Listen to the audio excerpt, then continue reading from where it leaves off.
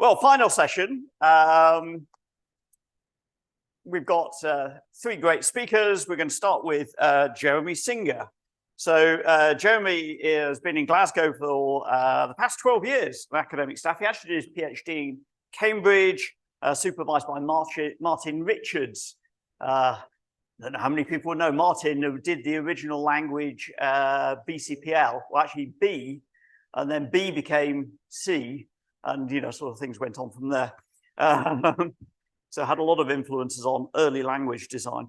Anyway, Jeremy works on programming language, implementation technology, including compilers and virtual machines. Over to you, Jeremy. Thanks, Simon. You could say that Cherry fixes all Martin's mistakes, perhaps, but yes, never mind. Good. So, hello, everybody. My name's Jeremy Singer from the University of Glasgow, and I am in a very comfortable position today. You know how normally you kind of go to a conference and none of your collaborators there and you get asked all the difficult questions? Well, today, everybody else from the team is here. So if there are any difficult questions, you can ask Jacob, Andre, Duncan, Dedgis, oh, he's not here actually, Laurie or Tom. Yes, so Jacob's from ARM, Laurie, Tom and Andre are from King's, and the rest of us are from Glasgow. And all our money comes from EPSRC, yay! Thank you, John, and everybody else from EPSRC. And we're very glad for all our support over the last 4 years. And you'll know, if you are a principal investigator of one of these DSBD grants, that every quarter, like clockwork, you get an email from EPSRC saying, fill in this report and tell us what your project is about and what it's been doing. And unfailingly, every quarter, we have copied and pasted this text into the box, or at least into the first box. Right, so I think John just kind of puts them in the filing cabinet, to be honest. I don't. Oh, right, okay, good. Yes, good. Okay, so maybe you only see the highlights. But yeah, here we go. So at least half of the top 10 languages run on virtual machines. Python, Java, C#, JavaScript, and PHP. Oh, but underneath those managed language runtimes is an implementation in C or C++. And VMs like Hotspot regularly have, Laurie plucked this figure from somewhere, 50 to 100 CVEs per year. So the Capable VMs project hypothesizes, here we go, Cherry enforced capabilities are the first realistic technique to make VM security proactive. Go Cherry. So really, our question is, why are virtual machines special? Why do we need lots of money from EPSRC to investigate capabilities on VMs? So you just think about that for a minute. What's special about virtual machines? Well, I love them because I've been hacking VMs since I was a PhD student. But why should you care about VMs? Well, I think VMs are exemplary code for featuring oodles of low-level platform-specific systems code. You know, all those kind of if-def cherries and if-def AArch64 and things, they're all packed inside virtual machines. Virtual machines feature increasingly large numbers of interactive runtime components.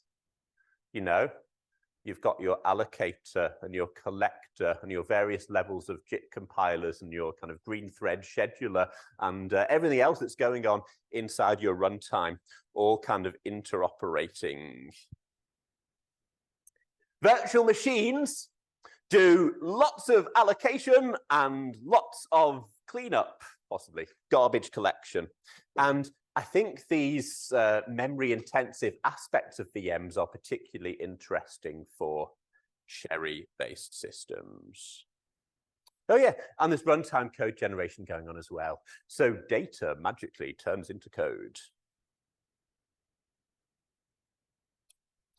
We employed a case study-based approach to looking at capable VMs. So for each of these problems, we selected a particular VM from off the open source shelf and kind of peered into it and tried to, do capability things with it.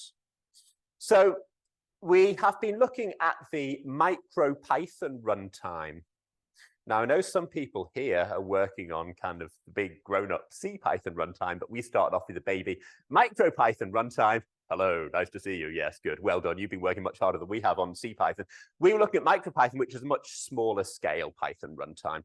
And we think that exhibits low-level platform-specific systems code. We looked at the Lua interpreter. Well, actually, the folks at King's did this, so you can ask them all about it. And they are looking at compartmentalizing aspects of that runtime. We worked with the Bohm Demers Visor garbage collector and ported that to Cherry.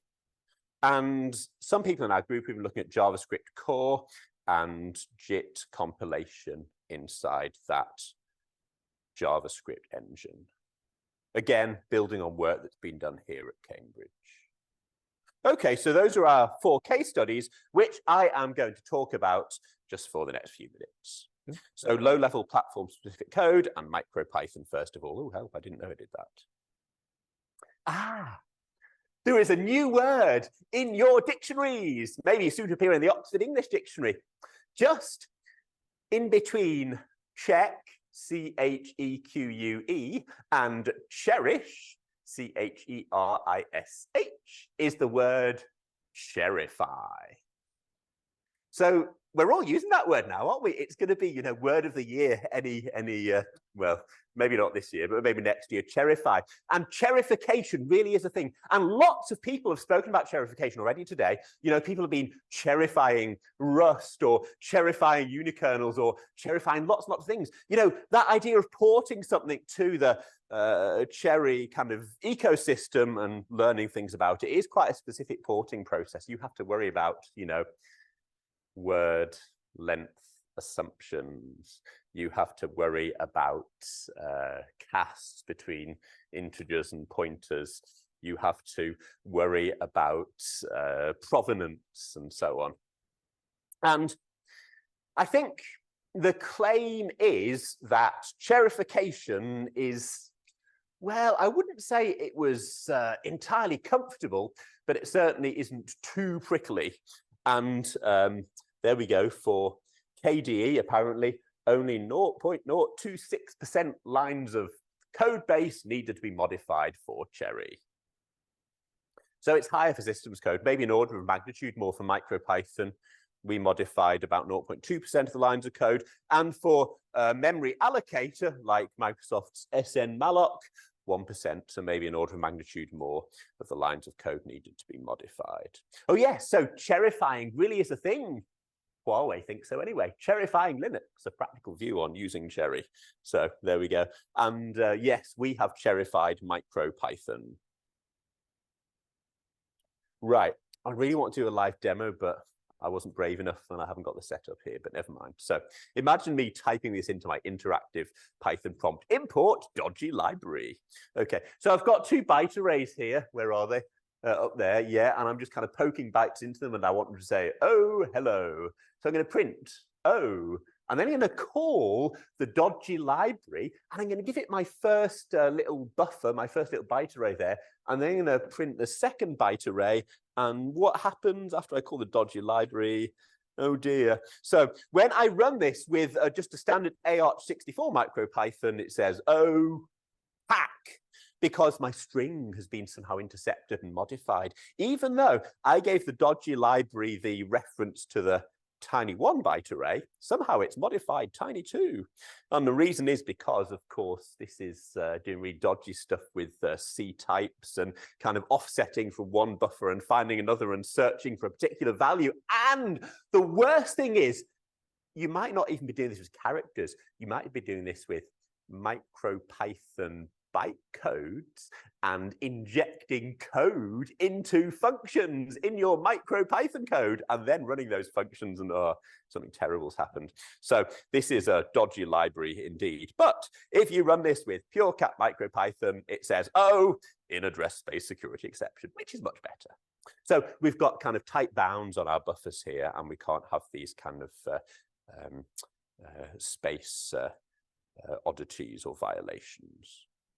When we started working on MicroPython, there were no CVEs reported for MicroPython, but since then there have been 2 which are to do with overflows and use after freeze, things that Cherry can mitigate. So, you know, MicroPython is becoming more prominent on the perhaps on the hacker's radar, and CVEs are being reported. We, incidentally, just to give you another anecdotal evidence of the value of Cherry, when we reported it, we found 2 memory bugs in MicroPython, which we reported and have been upstreamed to the main repository. Yeah. So I want to say this, and I think this is important. You know, everybody goes, well, you need to fix your pointer size assumptions, otherwise your code won't compile. But actually, there are some pointer size assumptions that aren't to do with correctness, but to do with performance. And we found loads of those in MicroPython and needed to fix those. And we got an order of magnitude speed up over our baseline MicroPython that compiled and ran over one that was kind of more optimized with the pointer size for 128-bit capabilities. Oh, I was really hoping I could tell you, where's Conrad gone? I was really hoping to tell you that you can say package 64C install MicroPython, but sadly you can't. Thank you, Simon. But maybe soon you'll be able to. But you can certainly pull it from GitHub and you can build it on PureCap and compile it to PureCap. And we're currently working on a version for the Cherry at Ibex Core, and hopefully soon it'll be available on the Sonata board as well. Why are virtual machines special? Reason number 2, because they feature multiple interacting dynamic components. And the Lua interpreter is our case study here. Oh, so we learned another word, or perhaps an acronym. C18 is compartmentalization, Robert told us this morning. So I think compartmentalization is lightweight isolation. Instead of process-based isolation, now you're isolating just by having a sort of window onto the address space. And the size of that window is determined by your DDC, your default data capability, and your program counter capability. And then you need some kind of switcher to switch between these kind of windowed views of the address space. And for each compartment in which you're executing code, you perhaps need a local libc, and then you need some kind of clever tricks. And this is where my good friend Andre is mired in the slough of despond, yes, sorting out dynamic loading and so on. And then you want to think about the compartment granularities. So do you want each function to live in its own compartment? Or do you want each shared object to live in its own compartment? Or do you want kind of user-defined compartment boundaries, or some kind of automatically determined boundaries by analysis? So we're thinking about that, and yes, we don't necessarily have the right answers at the moment. In MicroPython, we are isolating at FFI call boundaries. So we're calling out external C libraries and building on the work of Dafeng and other people here as well. Good. Why are virtual machines special? Because they do lots of memory allocation and collection. So when you are trying to clean up during or after an allocation-intensive process, you'll need your root set of pointers from your stack and your registers and your global variables and so on. And then you'll need to trace through that root set to do a transitive closure of the object reference graph. And everything you can reach is alive, and everything else can be thrown away.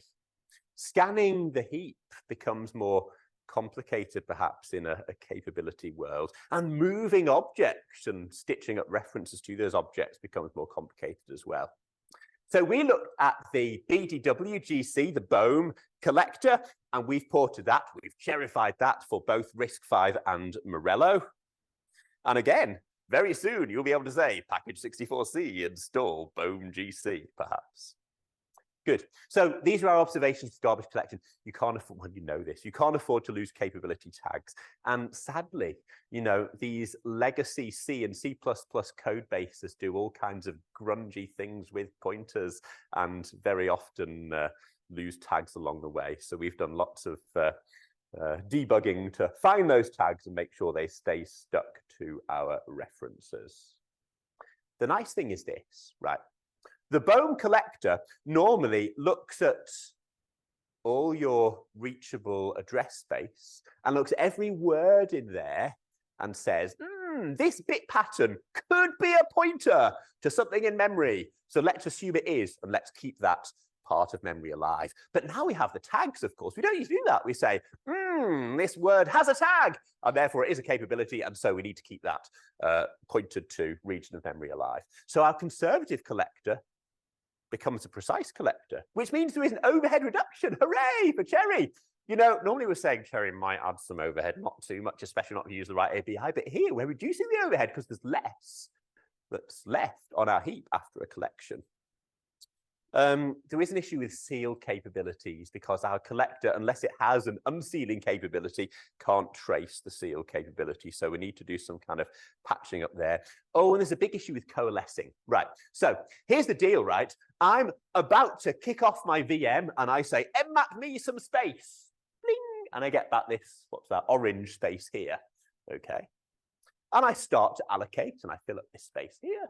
I do some collections, but eventually I kind of need some more space. So I call to my operating system and say, mmap me some more space. And it gives me some more space. And I have some pink space here. Oh, this might almost be MGE perhaps, different colors, but never mind. Anyway, here's my kind of whole heap here.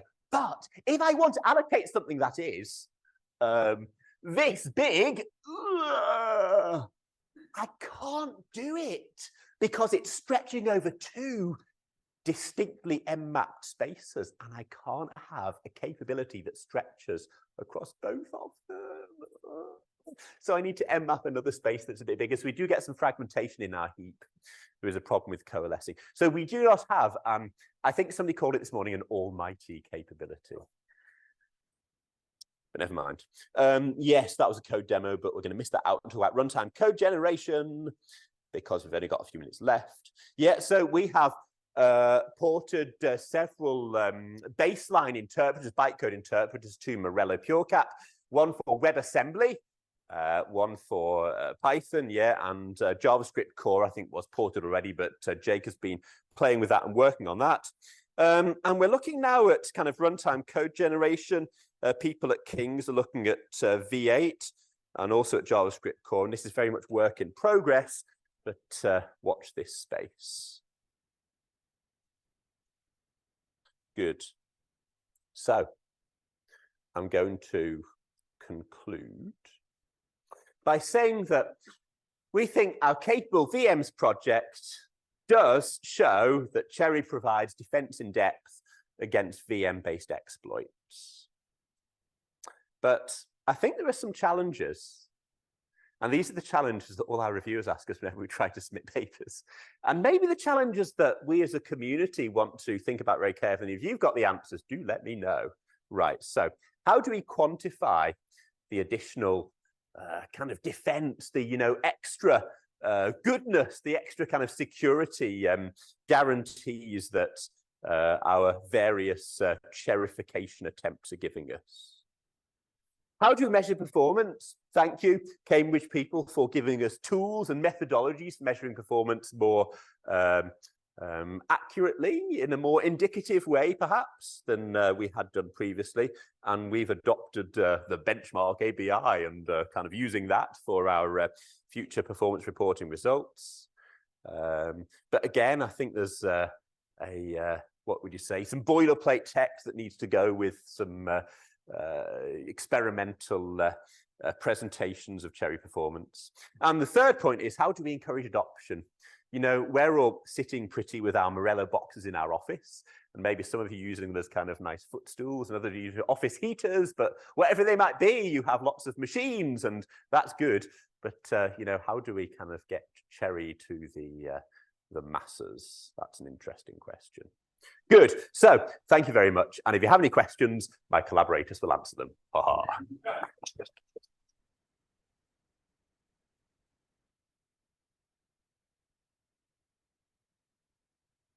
Thank you, Jeremy. So are there any questions?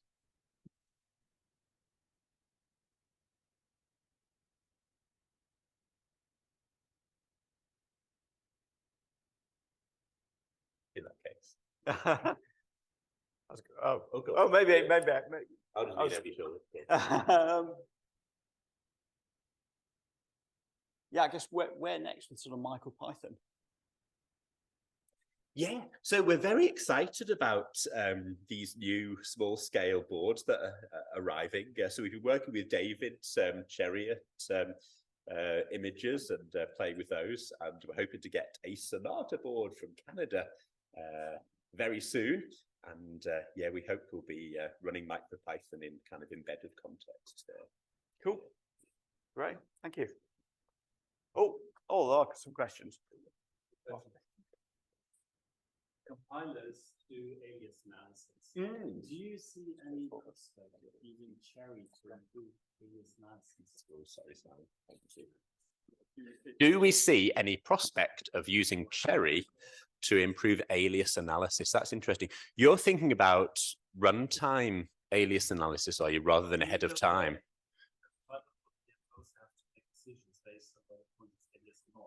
Yes. Yes. Yes. So I think you're asking, can the precision of capabilities improve disambiguation and therefore somehow minimize aliasing? That's a nice question.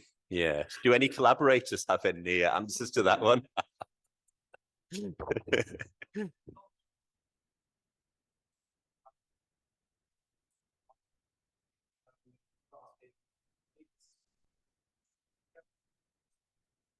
Laurie is unconvinced. Thank you.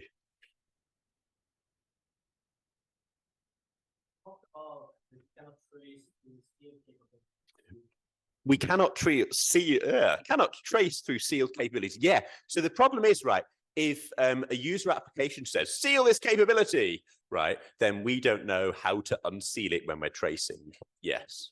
Consider any cases where this might actually be a feature in the case of compromise well. Ooh, have we considered? Say that again. Have you ever considered this could be a feature to protect your code or those capabilities? Oh, I see. There's something you don't want the garbage collector to see, so you seal it. Right. So the only problem there is if the garbage collector can't see it, then it will dispose of it. So yeah, unless you've allocated it in a special way, then it will disappear from under your feet at some point in the future. Yeah, so, but that's interesting. Yeah, I think there does have to be more thought about interactions between user space sealing and allocators and collectors. Yes. And with that, I should retire. Thank you. Thanks, Jeremy.